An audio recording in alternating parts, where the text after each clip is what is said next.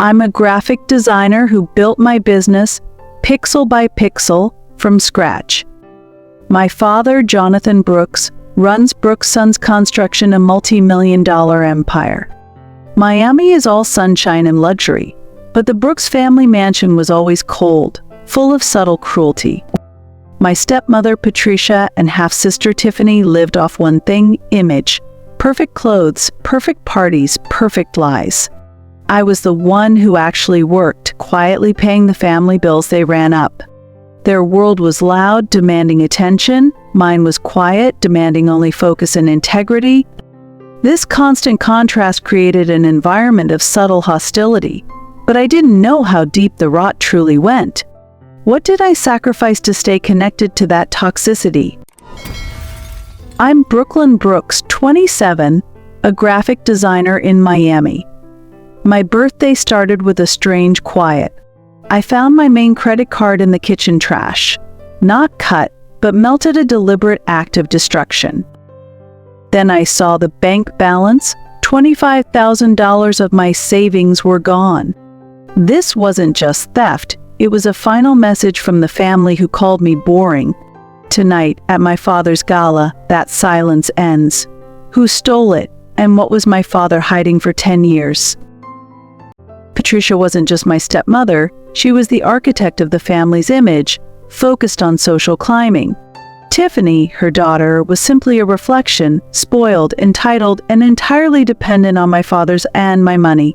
Their world was transactional, their love was a conditional, heavy currency. And my father, Jonathan Brooks. He was always physically present but emotionally distant. His silence wasn't peace, it was a form of control, a constant avoidance of conflict. I spent years trying to fill that silence with achievements, hoping for a single word of genuine pride. To belong in the Brooks household, I had to minimize myself. I learned that my role was supporter, not successor. I became an ATM, a free babysitter, a scapegoat, all for the chance to feel like I belonged. But at what cost does belonging become self-destruction? In my early 20s, I stumbled upon my real gift, transforming my father's dry, technical construction sketches into digital, vibrant art. I saw beauty where they only saw blueprints.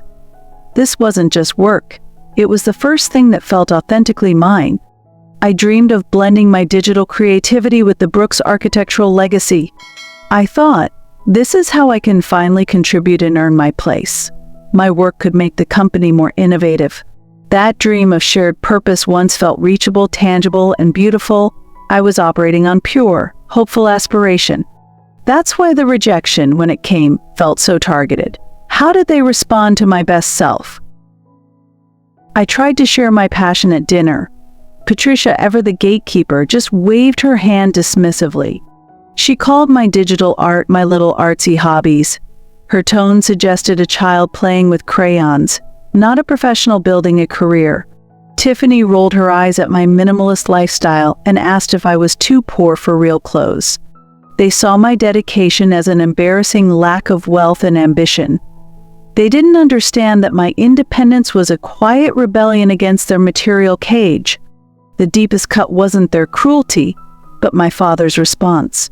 He looked away and simply said, "You should focus on practical things." Those words stung more than any open insult, because they came from the one person I desperately needed recognition from. I learned then that for the Brooks family, silence was never absence, it was always consent to the abuse. How much harder did I push to finally earn their respect? Their rejection didn't break me, it sharpened me. I decided I wouldn't just be practical, I would be unstoppable. I pushed harder, taking every freelance project I could manage. Nights blurred into mornings, fueled by coffee and a fierce need to prove them wrong. While Tiffany was maxing out credit cards, I was saving every single dollar. I built my small studio with my own money, brick by digital brick. My sacrifice was my discipline. My quiet effort was my response to their loud indulgence. I convinced myself that success was the language they spoke. I believed that one national award, one major contract, would finally force my family to look at me and offer genuine respect. But did they ever actually want me to succeed, or just remain the reliable, quiet ATM? I finally did it. I landed a National Design Award, concrete proof of my talent and relentless work. This was my moment of external validation, the kind I thought they couldn't ignore. I drove home feeling a wave of triumph, ready to finally share a victory that was truly mine. Patricia's congratulations. A swift, casual dismissal. Oh, Brooklyn got lucky. These little awards are mostly about networking, darling. She had to redefine my success as random chance, not merit, to maintain her narrative of superiority. Tiffany went public. She posted a sarcastic social media story. Some people think Canva makes them an artist. Next, they'll win an award for coloring inside the lines. I watched the views climb. The internal fracture I'd nursed for years finally shattered into public pieces. I smiled publicly, commenting thanks for the support. But inside, my heart fractured quietly. It's exhausting to defend your worth against people determined to see you fail. The moment I realized my success was their punishment, everything changed. They couldn't steal my award, but they stole my joy. How did I find someone who saw my worth without needing to diminish it? I met Adam Collins at a conference, standing next to my award-winning piece. Unlike everyone else, he didn't ask about the Brooks name or my father's wealth. He only asked one thing: what was your intent behind the negative space? Adam was an architect, and he saw my work, not my family background, genuinely. He analyzed the code, the intent, the sacrifice. For the first time, I felt seen for my own vision, my own architectural soul. Adam became my validation that I wasn't just chasing an artsy hobby. His belief was a gentle light in the cold, critical atmosphere the Brooks family had created. He didn't offer money or status, he offered respect, the one thing money can't buy. We started planning a joint project, merging my dynamic digital art with his pragmatic, elegant architecture. It was more than a partnership, it was a blueprint for a shared future. My confidence soared. I felt the kind of genuine pride my father had never inspired. I told my father about it, hoping the professional excellence would finally pierce his shell. He just nodded, distracted, saying, "Good luck with your drawings." His apathy was a cruel reminder. Could I ever truly escape their expectations? Working with Adam was effortless. He spoke the language of structure and I spoke the language of color, and together we created something innovative and real. His respect validated years of work that my family consistently tried to tear down. I finally stopped apologizing for my success. Adam didn't see an insecure Brooks daughter. He saw an independent artist. That reflection gave me the courage to stand taller, even at home. This newfound strength felt dangerous to them. I mentioned Adam's ideas during a family dinner, hoping to inject genuine enthusiasm into the cold air. Patricia quickly changed the topic to a new yacht. Tiffany actually yawned. Their entire existence was a performance, and my actual life was irrelevant to the script. I looked at my father. I didn't need praise, I just needed him to notice the difference in me. But he was lost in his own phone, nodding vaguely, saying nothing. His distraction was a shield, and my hope was a soft target, easily ignored. I was finally ready to prove myself on the biggest stage. Could their cruelty escalate when I finally found my true spotlight? My award-winning concept, the one Adam helped refine, was selected for the city's annual design exhibition. This was the largest platform of my career, and it was sponsored by Brooks Sons Construction. It felt like destiny, a chance to blend my independent success with the family legacy, finally. My work was chosen to represent the new creative direction for architecture in Miami. I poured weeks into preparation, wanting every detail to be flawless. This exhibit was more than art. It was my declaration of independence and professional maturity. The closer the event came, the colder the mansion grew. Patricia texted me daily, disguised as helpful advice, subtly questioning my choice of colors or fonts. It was psychological warfare, a persistent attempt to inject self-doubt into my final preparations. I overheard Tiffany whispering on the phone that I was going to embarrass the family with my cheap digital drawings. They couldn't stand the thought of me succeeding outside of their control. Their malice was a tangible, suffocating presence. I asked my father if he was proud of my selection. He paused too long. "It's good exposure, Brooklyn," he finally said. His praise was always a lukewarm compliment, suggesting I was lucky, not talented. I realized the stage was set not just for an exhibition, but for a confrontation. Their reputation rested on my performance, and I was going to give them a show they would never forget. The spotlight felt less like an honor and more like the perfect weapon. Tiffany called one last time. "Just tell Dad you're sick. Don't embarrass us." I simply hung up. Their attempts to minimize me only amplified my resolve. I knew then that the Brooks family had seriously underestimated the power of the quiet one. The emotional cost was astronomical, but the reward was finally defining myself, not letting them do it. I was ready to step out of their shadow for good. But what if their ultimate plan to sideline me was already in motion, completely unknown to me? The exhibition was my chance at freedom, but was it also their chance for the final, brutal cut? The dinner before the exhibition was less a celebration and more a firing squad. I walked in, mentally prepared for Patricia's passive aggression, but not for Tiffany's open fire. She saw me as a rival for their fleeting attention, and she was ready to eliminate the competition. Tiffany leaned across the table and openly mocked my design concept, calling it basic and something you'd see in a college dorm room. She wanted to prove my professional status was a joke, stripping away my hard-earned dignity. Patricia, of course, laughed a cold, calculated sound that echoed their unified contempt. She added, "It's cute she still thinks she's part of this family's business." That line was the real insult, that my belonging was a delusion, not a birthright. Jonathan Brooks sat silent again. He didn't interrupt them. He didn't meet my gaze. He just watched me absorb the blows, pretending the world was normal. That silence, heavier than any insult, finally broke the last tether of my hope and loyalty. That night, something fundamental shifted. The little girl who sought his approval died. In her place, a woman arose, cold and focused. I realized I didn't want their love, I wanted freedom. I would no longer seek validation from the people determined to minimize my existence. I immediately opened a secret bank account for my studio funds. I started looking at independent condo listings. I had to build a lifeboat before the ship finally sank. This was my escape route, my non-negotiable insurance against their toxicity. I looked myself in the mirror and whispered a vow, no one's opinion will decide my worth again. I defined my own worth, independent of the Brooks name. My power didn't come from proving them wrong, it came from realizing their opinions simply didn't matter. I was finally free of the illusion that I needed them. I planned my exit quietly, methodically. The emotional noise stopped. The strategic thinking began. The storm had been brewing for years, but the Brooklyn they knew was unaware of the coming flood. I was finally ready to protect myself, but betrayal always strikes when you think you're safe.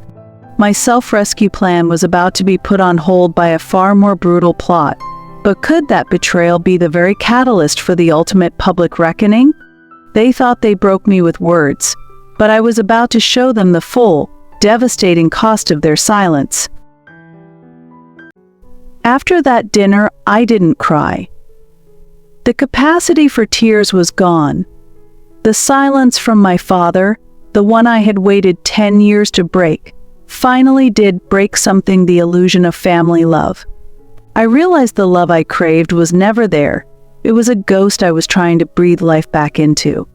I looked in the mirror and saw the end of the supplicating daughter. I saw a survivor. The pain hadn't destroyed me. It had tempered me into something harder, colder, and infinitely more capable. The goal shifted from earning their love to ensuring my absolute permanent independence. Step 1 was cutting the financial cord. I moved all my studio earnings into a secret account, deliberately hiding it from any joint family statements. Money was power, and I needed my own fortress of cash to guarantee their zero future leverage over me. That night, I repeated a new mantra: no one's opinion will decide my worth again. It was a powerful, liberating spell. I finally gave myself the validation my father had withheld, the permission to just be. I started looking at my own condo, something small, bright, and far away from the Brooks mansion's toxicity. My physical exit was my ultimate insurance policy against the emotional blackmail I knew would come. From that moment, I became strategically silent. I mirrored my father's emotional distance. My responses to them were bland, professional, and gave them nothing to dissect or criticize. I was observing, not participating. I was preparing my move while they still thought I was recovering from theirs. I confided only in Adam. He didn't try to fix them. He just validated my decision to prioritize my sanity. He understood that sometimes choosing yourself means choosing distance. His steady, non-judgmental presence was the final anchor I needed for the storm I knew was coming. I wasn't leaving out of weakness. I was leaving from a position of quiet, terrifying strength. I was dismantling the family drama by withdrawing my performance. My independence was no longer a dream, it was a methodical, funded operation. What I didn't realize was that my quiet preparation was interpreted by Tiffany as a sign of weakness, the perfect moment to strike. She wouldn't just try to insult my art, she would try to dismantle my future. They knew my birthday was the one day I hoped for peace. They chose that exact morning to launch their most brutal, most personal attack yet. I was ready for words, but they came with a melted card and an empty bank account. All the savings I'd worked years for, the fortress of independence I'd built brick by brick, was gone in one digital flash. They wanted me desperate, running back to them. But they didn't understand the Brooklyn they robbed was already dead. They thought they wiped out my financial future. They just triggered my ultimate plan. How do you turn a betrayal into a public victory? And what was my father's hidden role in all of this? I stared at the melted card in the trash. It wasn't vandalism, it was a message. Then the phone confirmed the dread. $25,000, my freedom fund, had been emptied. It was a direct, violent strike against the one thing they couldn't control, my financial independence. The transaction history was a gut punch. A series of luxury purchases made by Tiffany using my shared savings account login. She hadn't just stolen money, she had stolen my future condo. They wanted me crawling back, desperate and reliant. This wasn't theft, it was an act of family terrorism. I closed my eyes and breathed. The hot rage vanished, replaced by a devastating, strategic calm. This wasn't about $25,000 anymore. This was about ending the Brooks family's reign of terror. I decided then that my revenge would not be private, it would be public, humiliating, and irreversible. I called Adam, my voice flat. He listened, then offered a key piece of information: your father's gala tonight is for a new, highly leveraged project. This gala wasn't just a party, it was a crucial financial presentation. The Brooks image was their most vulnerable asset. The gala was where all the city's money and press would be. Jonathan Brooks was seeking a massive investment from a German consortium. To destroy them, I didn't need a lawyer. I needed to destroy the perfect image they built their empire on. I was a designer, I could design my own revenge. I had 3 hours to prepare.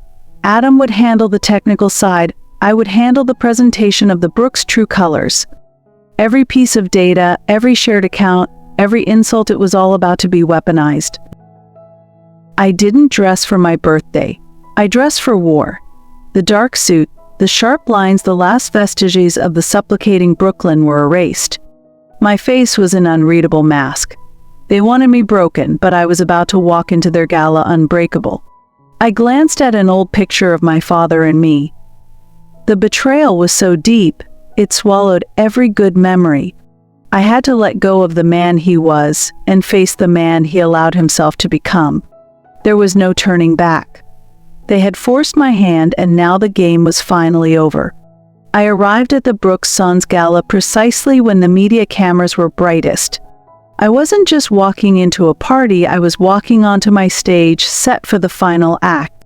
They had cast me as the victim, but I was about to rewrite the entire script.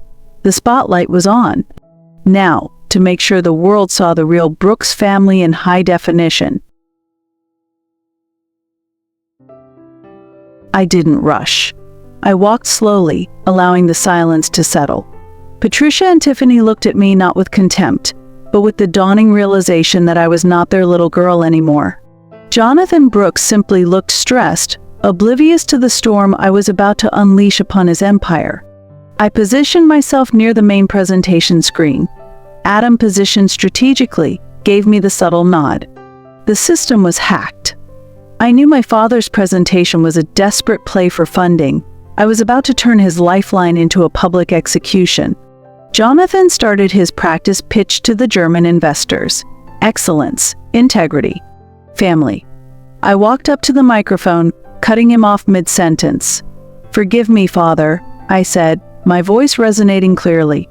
"But I think the audience needs a more accurate presentation of the Brooks legacy."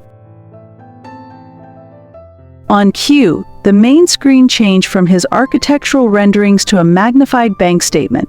Tiffany's name. My stolen funds. "This," I stated, pointing to Tiffany's luxury purchases, "is how the Brooks family practices integrity with their own blood, theft and cruelty." The screen shifted again. Adam displayed my father's new project, exposing the cheap, flawed modifications he demanded, proving his lack of excellence. "He cuts corners," I explained to the investors. "He only sees profit. That is the true Brooks legacy, not what you see tonight." Patricia tried to rush the stage. Tiffany started to cry dramatically. I stopped them with a glance and a single, icy line, "You're staying in your seats." The performance is over. They were stripped of their power, the power of illusion. They were just two thieves caught in the light. I looked at Jonathan. No anger, just emptiness. "You taught me silence is consent, Father. Your silence consented to the theft of my future." He looked at the investors, then at me. That was the moment he realized the consequences of his own apathy. The leader of the German consortium walked toward my father, shook his head, and walked out. The deal, the company's lifeline, was dead. Jonathan's desperation became public knowledge. His empire was collapsing, and the entire city was witnessing its downfall. I left the stage with Adam. The press followed us, not them. I had turned my humiliation into their catastrophe. What happened after the fall? Did the Brooks family ever recover from the truth I exposed? Jonathan Brooks took the stage, his usual commanding presence already chipped by stress. He launched into the prepared lines. "Tonight, Brooks' son celebrates a legacy of vision," and I was ready to deliver the unexpected coda to his symphony of deception, seizing the narrative before he could finish the lie. Patricia caught my eye, a flash of pure panic replacing her society smile. She knew I was here for war, not for pleasantries. She nervously gestured for my father to speed up his speech. Her fear was palpable, a testament to the fact that they knew exactly what they had stolen from me. I walked deliberately toward the stage, my movements slow and controlled. As Jonathan spoke the word trust, I calmly took the spare microphone. "Trust," I echoed, my voice ringing clearly through the ballroom. "It's funny you mention that word, Father. It's the first thing you broke." The media immediately swarmed. Jonathan tried to smile, tried to reclaim the microphone, but I stepped back, holding their attention hostage. I was in complete control of the narrative. Their public relations disaster was no longer a private family drama. Tiffany yelled from the front row, "Don't listen to her. She's mentally unstable." Her desperate scream was the sound of her own privilege shattering into a million pieces. I didn't even look at her. "I have the receipts, Tiffany," I announced. "And the receipts say you stole my life savings." Adam, my quiet ally, worked his magic. The main screen flashed, displaying the exact bank transfers. The numbers didn't lie. The gasp from the audience was the music of my revenge. Every high society guest was now a witness. My father finally spoke quietly, desperately. "Brooklyn, please. We can fix this later. Don't ruin the deal." That was the final knife twist. His concern wasn't my stolen future, but his leveraged German investment. "There is no we anymore, Father," I countered. "You chose your greed over your blood. And now I choose my truth over your reputation." I gave the mic back to him, but the stage was already mine. The final lesson he taught me was how to strike back. The Brooks family was exposed. But what exactly happened to their company after the deal collapsed?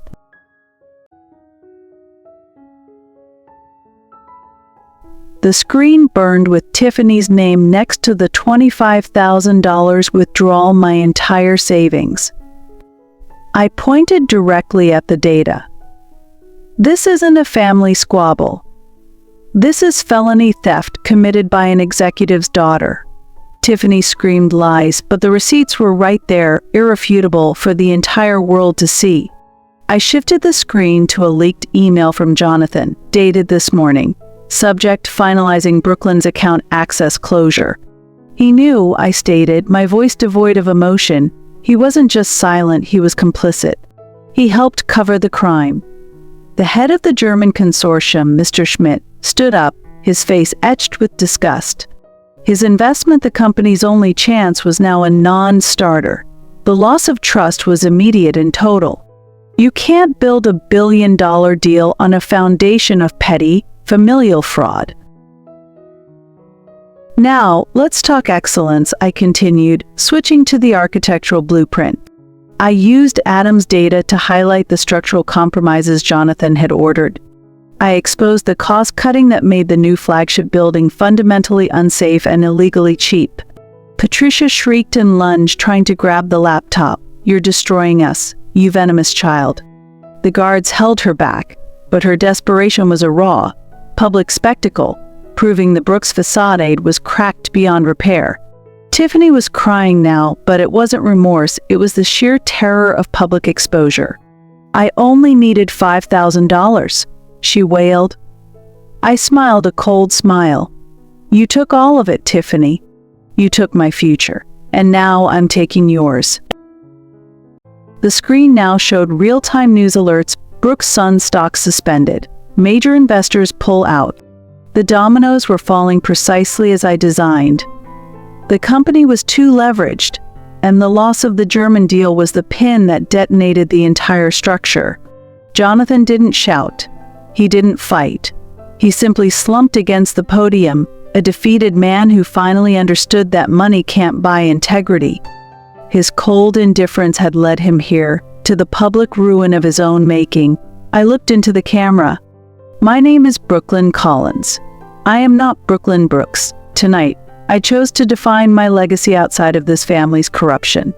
The simple name change was the final cut, signifying my total separation from their toxicity.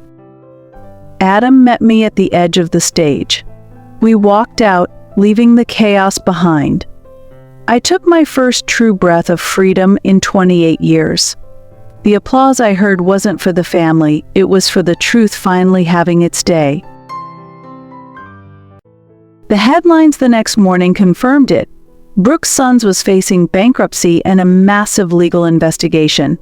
Tiffany was arrested. I didn't get my money back, but I got something far more valuable: justice, peace, and my own name.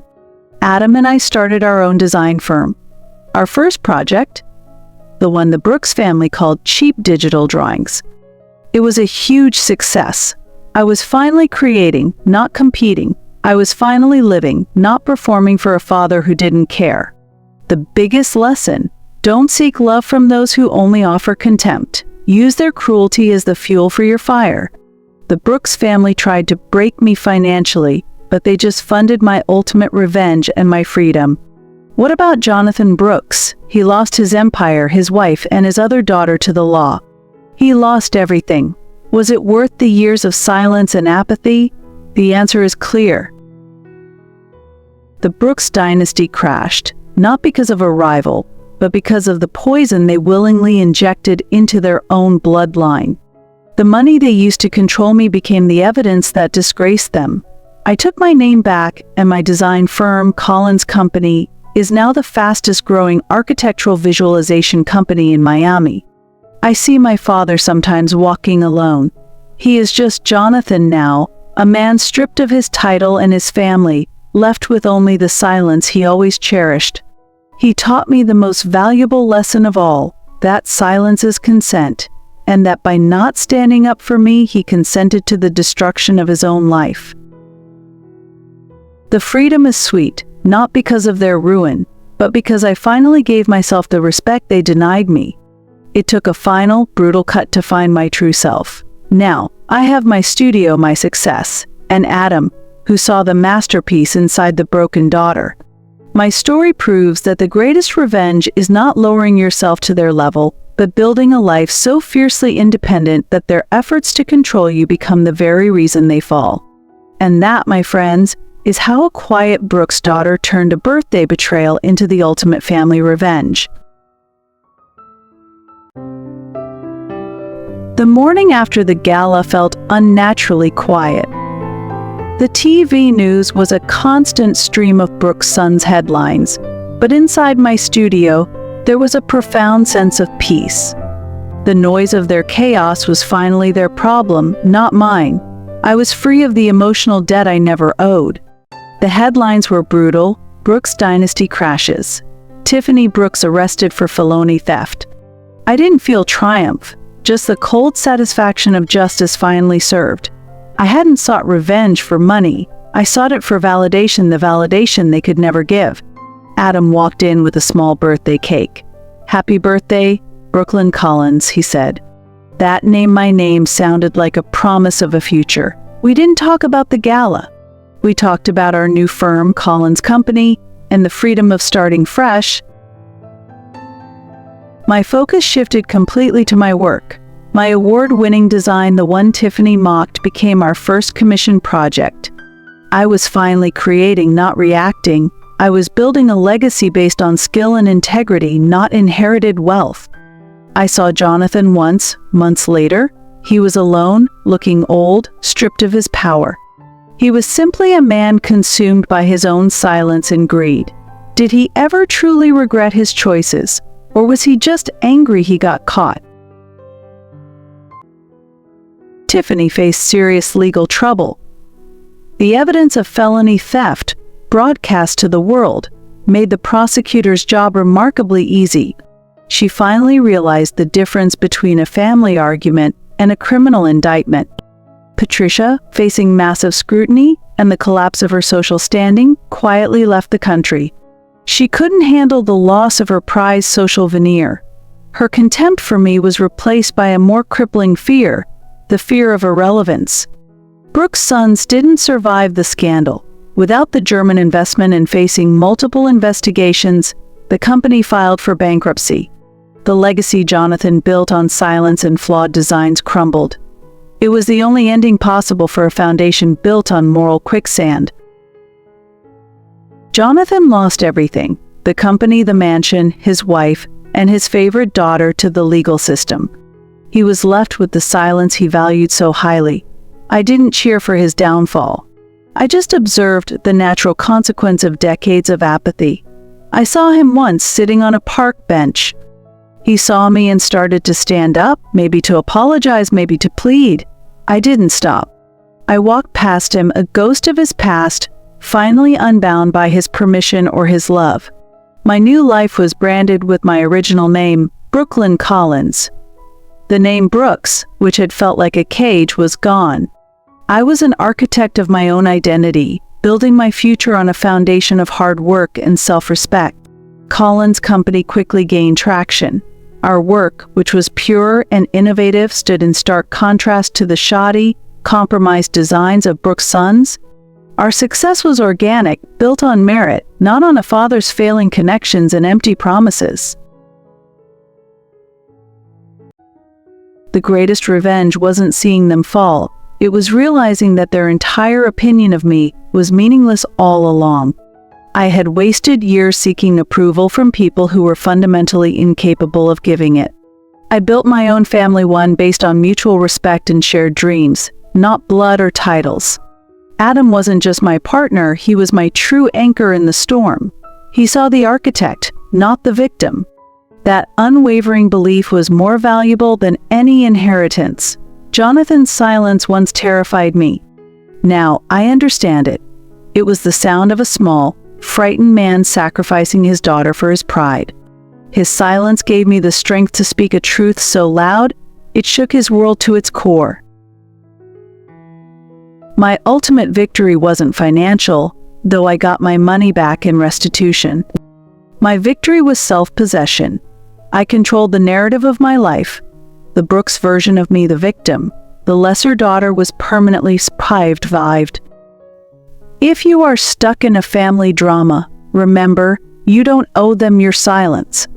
Your value isn't a debt to be repaid, it's a truth to be declared. Declare your independence loudly, clearly, and without apology.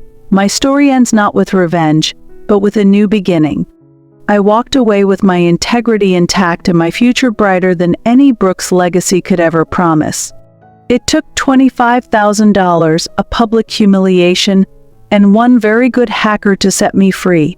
What's the price of your freedom, and what are you willing to do to finally take back your name? Months later, the anger had faded, replaced by cold clarity. I realized Tiffany's cruelty wasn't personal, it was a symptom of her own profound insecurity. She needed the Brooks name to define her, while I only needed it to escape. Patricia's vanity was her greatest prison. She was terrified of losing social status, terrified of becoming irrelevant. She chased approval her entire life, just like I did, but she chased it through my father, not from him. My mother, Patricia, Tiffany, and even Jonathan, they were all trapped in a cycle of competition and emotional neglect. By refusing to participate in the game, by walking away and speaking the truth, I broke the cycle. Jonathan sacrificed his relationship with me for silence. He chose his pride over his family. The irony is he lost both in the end. His silence cost him an empire, a wife, and the only daughter who ever truly cared about his integrity. Rebuilding wasn't just about money, it was about trust. Every brick laid in Colin's company was built on the foundation of honesty and mutual respect. That's the difference between a real legacy and a Brooks legacy. One endures, the other crumbles. I had to lose everything: the house, the comfort, the idea of a family, to gain the one thing that mattered: myself. The price of my freedom wasn't the $25,000 Tiffany stole. It was the years I spent believing their lies. If you recognize any part of my story, know this: you are stronger than the people who try to silence you. The final step of revenge is not their destruction, it's your own self-definition. I found my truth outside the Brooks mansion. What truth are you still holding back from the world? That's all it took for my world to stabilize while theirs collapsed. Our new office wasn't a mansion, but it was mine. Built on hard work, not inherited lies. Every project we took on, every client we earned, was a step further away from the Brooks shadow. Adam and I were a true partnership. He saw the genius in my designs, and I trusted him implicitly with the tech side of our business. That trust, the kind I never had with my family, was the true foundation of Colin's company. Tiffany pleaded guilty to a lesser charge, avoiding prison, but facing years of probation and restitution payments, including the $25,000. I got the money back eventually, but it was just paper. The real return on my investment was my peace of mind. Patricia's life abroad wasn't the glamorous escape she planned. She's just another footnote in the social papers, a warning about pride before the fall. She traded her daughter's happiness for status and ended up with neither. A fitting end for a queen of appearances. I saw Jonathan one last time. He looked like an empty suit. He didn't see me. He was lost in the vast, unforgiving silence he created. There was no need for contact. He taught me the lesson: and I executed the consequence. The book on the Brooks family was closed. I finally controlled my narrative. I was Brooklyn Collins, the architect, the entrepreneur, not the Brooks daughter, the victim, or the afterthought. The greatest revenge is not lowering yourself to their level, but outgrowing their ability to hurt you. Our new building designs are winning awards, focusing on sustainability and ethical practices. The irony is, we're building the integrity my father only pretended to have. My legacy won't be about wealth, it will be about what I built and how I built it. I still keep the melted card. It's a reminder that their attempt to break me financially actually bought my freedom and my self-worth. Don't let their cruelty define you. Let it be the catalyst for the strongest version of yourself. I'm no longer the quiet daughter. I'm the woman who spoke her truth so loudly it tore down an empire. I got my revenge, but more importantly, I got my life. That is the beautiful, brutal truth of family revenge. Sometimes you have to destroy to truly build. The Brooks family is gone, but the lesson remains. You have the power to write your own ending, no matter how toxic the beginning. Are you ready to stop being the victim and start being the architect of your own story? The silence was deafening, but it was my silence. The morning papers confirmed the scope of the disaster. Brooks Sons was facing insolvency, and the German deal was irrevocably dead. I wasn't celebrating, I was simply observing the inevitable consequences of moral bankruptcy. Tiffany's theatrical tears were useless in court. The bank statements I provided were ironclad. Grand larceny is not dismissed with a society smile and an empty apology. She was arrested. The Brooks name, once a shield, was now a magnet for scandal. Patricia didn't wait for the inevitable. Facing ruin and the loss of her social club memberships, she fled. A luxury apartment in Monaco was her final, desperate escape. She chose to abandon Jonathan rather than face the humiliation she helped create. Jonathan was left alone in the mansion, which was now collateral for the bank. The man who thrived on power was reduced to an empty symbol. His silence had purchased his loneliness. He finally had all the quiet he wanted, and it was his final punishment. The fraudulent architectural plans I exposed led to immediate federal inquiries. The company wasn't just bankrupt, it was criminally negligent. Jonathan Brooks was forced to publicly testify, dismantling his own legacy brick by damning brick. Meanwhile, I was quietly securing contracts based on the merit of my uncompromised design. My work spoke for itself, something the Brooks family never understood. My success was a direct refutation of their entire existence built on substance, not surface. I spent time in therapy processing the years of emotional neglect. The revenge was the catalyst, but the healing was the real resolution. Adam was my sounding board, helping me realize I was worthy of respect, long before the gala. I legally formalized the name change to Brooklyn Collins. It wasn't just an act of business, it was an act of self-possession and ultimate freedom. The toxic lineage was severed. I was finally an individual, defined only by my choices and my merits. Jonathan's greatest crime wasn't the cover-up, it was his apathy. He simply didn't care enough to stop the damage. Apathy is a slow poison. It destroyed my family far more effectively than my own strategic revenge. The greatest outcome of revenge is not watching them fall, but realizing you are too strong to ever need them again. Revenge gave me the stage, but freedom gave me the audience. I am the architect of my own victory.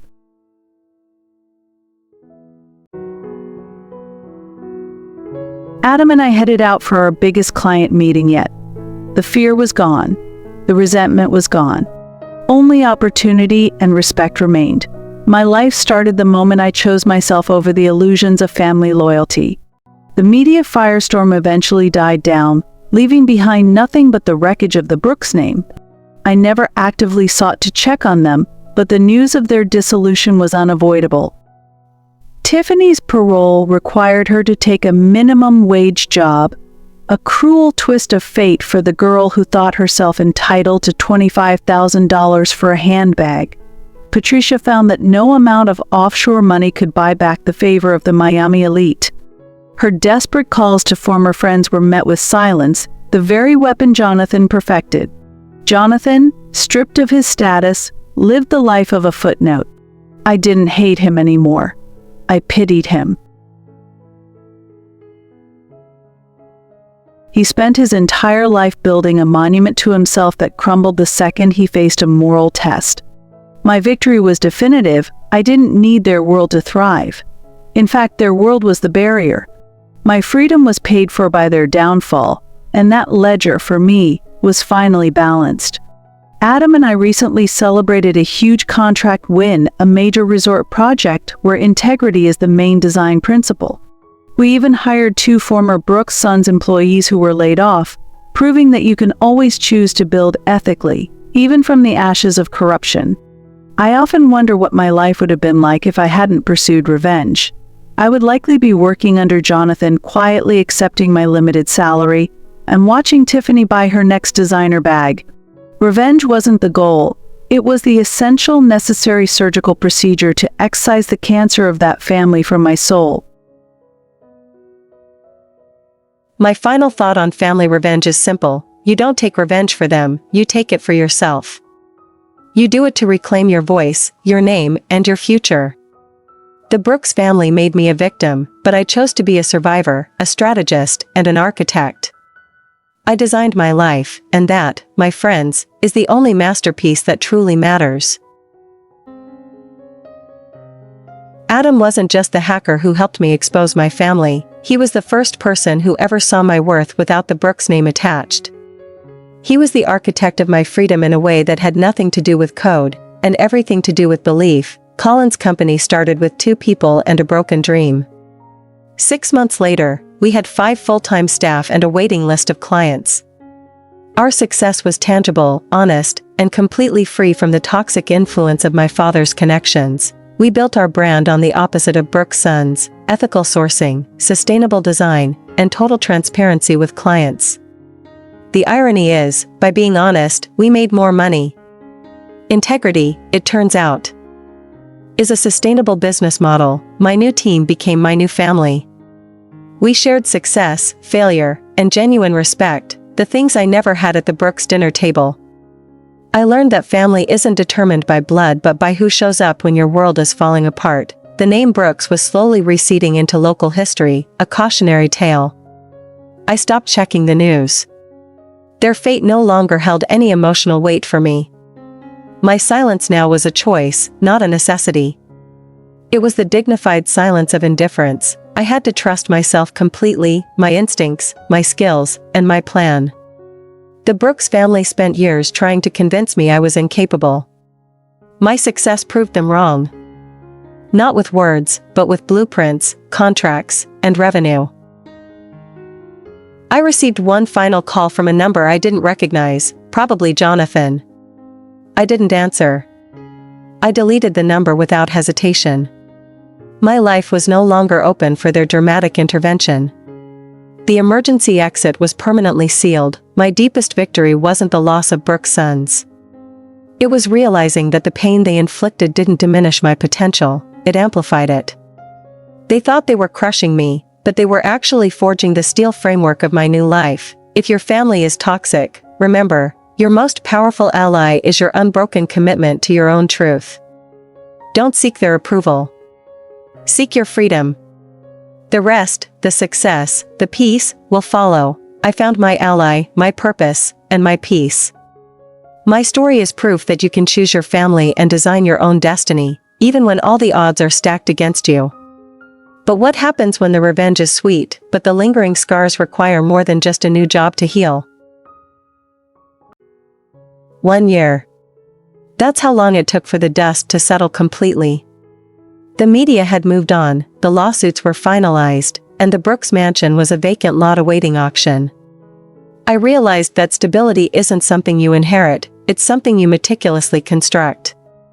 The revenge was the easy part, the hard part was dealing with the psychological residue. I went to therapy to unlearn the belief that my worth was conditional. It takes conscious effort to heal from a lifetime of neglect. That healing is the ultimate act of rebellion. Adam and I moved into a small, modern condo, no marble, no chandeliers, just light and space. We built a home, not a monument to status. Every piece of furniture was chosen together, representing a relationship built on equal partnership and mutual respect. Our firm won the Regional Architectural Award for Sustainability. The irony? It was the award Jonathan always coveted but could never win ethically. My name, Brooklyn Collins, was now attached to excellence, not scandal. It was my true legacy. I received a letter from Tiffany. It was a poorly disguised plea for help, wrapped in hollow apology. I didn't feel rage or sympathy. I simply filed it away, a final document proving that some people are too broken to ever learn. My connection to the Brooks family was completely severed. They were no longer my villains, they were just characters in a story I had already finished writing. I learned that forgiveness is optional, but moving on is an absolute necessity for survival. Success wasn't the private jet or the gala invite. Success was the quiet night at home with Adam, knowing my bank account was clean and my conscience was clear. That peace, the kind that Jonathan could never buy, was the real trophy of my revenge. I focus only on the blueprint of the future. The flaws in the past were fixed, the structure was sound, and the design was authentic. My life is a testament to the fact that you can remodel, rebuild, and ultimately design your own happiness. The biggest revelation of this entire saga wasn't about the Brooks family's crimes, it was about the insidious, invisible damage that emotional abuse leaves behind. For years, I carried their silence as if it were my own fault. I sought their approval because I believed my success was meaningless without their validation. Breaking that dependency was harder than hacking a bank account. It required me to redefine the rules of the game. My worth is inherent, not granted. My life with Adam isn't a fairy tale ending, it's a real partnership. We respect each other's boundaries, we communicate openly, and we build each other up. That is the antithesis of the Brooks dynamic, where love was a currency and respect was a commodity. We intentionally crafted a life where kindness is the rule, not the exception. The revenge narrative gave me the stage, but this life, this quiet, beautiful, hard-won life, is the purpose of the performance. I now see the Brooks family with true clarity. Jonathan was a coward, Patricia was desperately vain, and Tiffany was a product of their emptiness. They were not malicious masterminds, they were just desperately unhappy people whose primary goal was self-preservation at any cost. That knowledge doesn't excuse their actions, but it strips them of their power over my emotions. They are simply not worth the mental real estate anymore. If you're watching this, and you're contemplating your own form of family revenge, ask yourself this: what is the real goal? Is it to hurt them, or is it to free you? True freedom comes when their actions no longer dictate your choices. It is the moment you realize that their toxicity is their burden, and you have every right to drop the baggage and walk away. I'm grateful for the fire of revenge, because it burned down the old structures that were holding me back. But I am more grateful for the quiet work of rebuilding. That's where the true, lasting victory is found. I no longer seek validation from the past. I am the creator of my future, and I am proud of the life I designed. That is the final word on the Brooks saga. So, I ask you one last time, if the old blueprint of your life is toxic, what are the first 3 steps you will take, right now, to design your own masterpiece?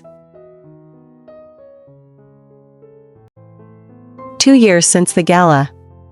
The distance didn't create indifference, it created clarity. I don't hate the Brooks family, but I choose to keep them at an honest, healthy distance. That distance is my fortress, protecting the peace I fought so hard to earn. Occasionally, I receive an email, a plea from Jonathan for a last conversation. I treat it like junk mail. The boundary is firm, no trespassers allowed. My past self would have agonized, my current self understands that closure is a personal decision, not a joint effort. Tiffany is working in a suburban retail job, paying restitution. The entitlement is gone, replaced by a dull resentment. She's paying her debt, but not learning the lesson. I saw her once, There was no recognition. I was just a customer. That anonymity was the sweetest kind of victory. Patricia's expensive jewelry and furs were auctioned off to cover legal fees. She lost the accessories of her power, leaving her with nothing but her regrets. She can buy a villa, but she can't buy back her social standing. Her prison is gilded, but still a prison of her own making. Jonathan lives simply now, in a rental apartment. The arrogance is replaced by a stooped posture. He is an old man who bet everything on silence and lost his voice and his wealth. I don't feel vengeance, just the solemn understanding that he received the justice he refused to give. The most powerful word in my new vocabulary is no. No to guilt, no to obligation, and no to any future attempts at reconciliation that aren't genuine. My life is an intentional space, carefully curated to protect the joy and integrity I have built. Adam is not just my partner in life and business, he is the living proof that healthy relationships are possible, even after deep trauma. He gave me security, not dependency. That is the fundamental difference between true love and toxic family control. I kept the melted credit card not as a trophy, but as a paperweight, a constant reminder of the $25,000 lesson: never let anyone control your worth. The revenge was the act of war, the distance is the lasting peace treaty with myself. People often ask if I regret the public humiliation, the dramatic reveal at the gala. I don't. That moment was a necessary explosion that cleared the path for my future. Trying to quietly separate from a toxic family is like trying to defuse a time bomb with polite conversation. Sometimes, you need a controlled blast to ensure that when you walk away, there's absolutely nothing left that can follow you. The public nature of the scandal guaranteed my freedom from their manipulation. I learned that true power isn't about crushing your enemies, it's about making yourself immune to their existence. The Brooks family is alive, but their influence on my life is dead. That is the distinction between revenge and self-preservation. I didn't destroy them for the satisfaction of their pain, I destroyed their narrative so I could finally begin mine. And that narrative is one of a woman who built her own success, chose her own family, and defined her own worth. For anyone out there still struggling with old ties, remember this: distance isn't cruel, it's kind to yourself. You are not obligated to be miserable for the comfort of others. You are not a human sacrifice for your family's dysfunction. You are the protagonist of your own life, and sometimes, the best choice the protagonist can make is to close the chapter on the supporting cast. I am Brooklyn Collins, the architect. My life is a testament to integrity, loyalty to those who earned it, and a profound gratitude for the $25,000 theft that sparked my revolution. It's been a long, hard journey from the Brooks dining room to this moment of peace, but every step was worth the view from the top. The top, where I stand, is a monument to self-made happiness. My story is finished. I got my revenge, I got my freedom, and I got my life. Now, it's your turn. If a toxic family member reappeared in your life years later, what honest distance would you set to protect the peace you fought for? 3 years. The distance is vast, not only in time but in spirit. I stand here, on the roof of a tower I designed, built with integrity and zero compromise. This building, my firm, my life, it's all a symbol of the woman who refused to stay silent. The opening ceremony was everything the Brooks Gala wasn't: quiet respect, genuine congratulations, and a celebration of honest effort. Adam was right beside me, my true foundation. We built this together, brick by authentic brick. The Brooks mansion was torn down to make way for a public library. The irony of the symbol was not lost on me. Lies gave way to knowledge and community. The family's downfall created space for growth, not just for me, but for the city they tried to own. The Brooks believed life owed them everything. They confused inheritance with merit. I learned that what truly matters is what you earn, not what you're given. Entitlement is a corrosive acid, it eats away at integrity and leaves nothing but shallow entitlement. The deepest forgiveness I found was not for them, but for myself, for spending so many years believing their narrative about my own insufficiency. I freed myself from the ghost of their opinion. That act of self-love is the final nail in the coffin of their control. Revenge is not a final destination, it's a brutal, necessary path to self-discovery. It forces you to define yourself by your actions, not their labels. Use the pain they gave you as fuel, but never let it become the steering wheel of your life. Look at your own life. Where are the areas you are still building on a toxic foundation? Are you still seeking the approval of a parent, a sibling, or a corrupt structure that will never give it? My biggest breakthrough came when I accepted that my father would never be proud of me, because his pride was reserved only for himself and for appearances. When I stopped needing his validation, I became truly free. That is a freedom that no amount of money or revenge can buy. It is a choice you make, every single day, to be the best version of yourself, independent of their damage. Collins Company is not just an architectural firm, it's a living manifesto. We are the antithesis of Brooks Sons. We are transparent where they were secretive, ethical where they were corrupt, and collaborative where they were competitive. Our clients appreciate this. They seek integrity, which, I realized, is a far more valuable commodity than arrogance. Jonathan thought he was untouchable. He failed to realize that the market, and life itself, eventually rejects a defective product. Tiffany and Patricia still live on the edges of the media, small shadows of their former selves. My story, The Architect's Revenge, is proof that you can dismantle toxicity and build a life of integrity. The core lesson is this: your freedom is your design. Don't wait for permission to be happy. Don't wait for their apology. Start building your new foundation today. I want to hear your stories. Have you had to cut ties, fight for respect, or rebuild from a toxic family fallout? Share your experience in the comments below. Like and subscribe if this story resonated with you, and hit the notification bell so you don't miss our next deep dive into family survival. Thank you for watching. Remember, you can design your own destiny. So, what is the most valuable lesson you learned from the Brooks saga today? Let's summarize the blueprint for recovery. Lesson number 1, your worth is not determined by your family's approval, only by your unconditional self-acceptance. If they tear you down, remember that they are defining themselves, not your potential. Lesson number 2, boundaries are not walls, they are fortresses. Protect your peace fiercely. Saying no to toxic people is saying yes to your own sanity. Never confuse obligation with genuine love. If your relationship is based on guilt, it's a contract, not a connection. Lesson 3, integrity is a better foundation than money. Build your success honestly.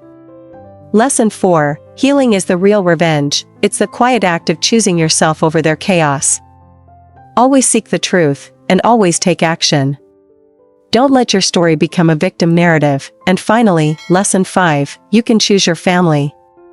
Now, how do you redefine family in your own life to protect your masterpiece?